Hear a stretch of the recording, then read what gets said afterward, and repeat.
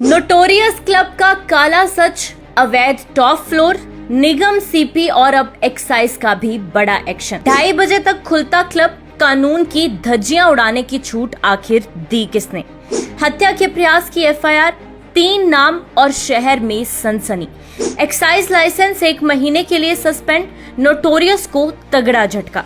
अपनी सरकार में भी नेताजी बेअसर, सियासी दबाव की निकल गई हवा। दोस्तों, आज की खोज खबर में हम उठाने जा रहे हैं जलंधर के नोटोरियस क्लब का वो काला सच। एक ऐसा क्लब जिसकी टॉप फ्लोर अवैध है। रात 2:30 बजे तक खुला रहता है ये क्लब और अंदर हुई ऐसी गुंडागर्दी जिसने शहर को हिला दिया। निगम ने नोटिस भेजा, सीपी ने भी नोटिस जारी किया और अब एक्साइज विभाग ने क्लब का 1 महीने के लिए लाइसेंस सस्पेंड कर दिया।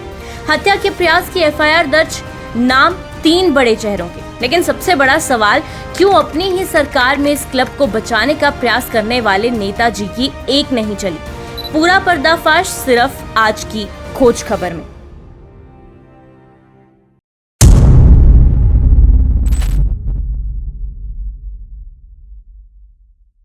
ये कहानी शुरू होती है शनिवार रात जलंधर के पॉश इलाके में बने नोटोरियस क्लब से। क्लब का टॉप फ्लोर अवैध है। निगम पहले ही इस पर नोटिस भेज चुका है और बिल्डिंग कंपाउंडिंग के आदेश भी जारी हैं। इसके बावजूद क्लब धड़ल्ले से चलता रहा और उस रात तो हद हो गई।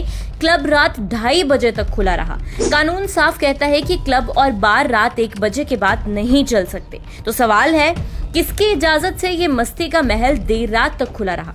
इसी दौरान क्लब के अंदर एक हिंसक झगड़ा हुआ।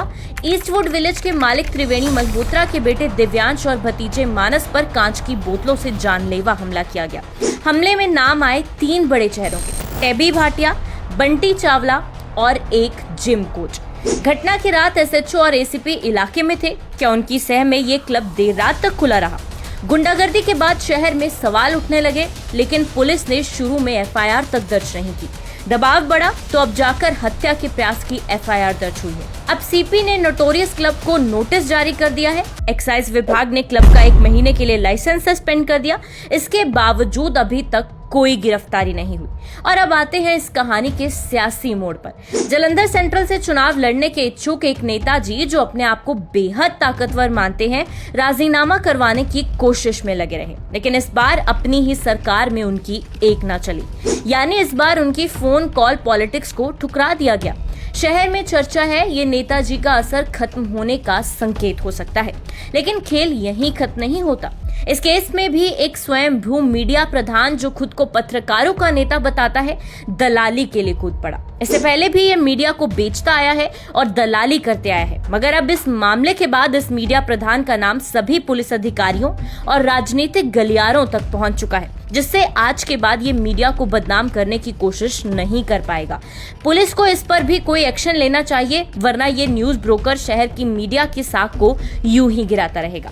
अब बड़ा सवाल ये है कि कब तक अवैध फ्लोर, देर रात क्लब और गुंडागर्दी को सियासी छत्र छाया मिलेगी? क्या पुलिस ने कुछ लोगों को खुला लाइसेंस टू वायलेंस दे दिया है?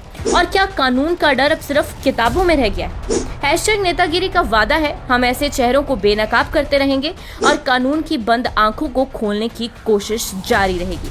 आपसे भी यही गुजारिश करते हैं कि आप बोलिए, क्योंकि जब हम बोलेंगे तभी तो भ्रष्टाचारियों और ऐसे काले चेहरों के राज खुलते रहेंगे। वीडियो पसंद आया हो तो इसे लाइक करें, कमेंट करें और हमारे चैनल को फॉलो करना ना भूलें।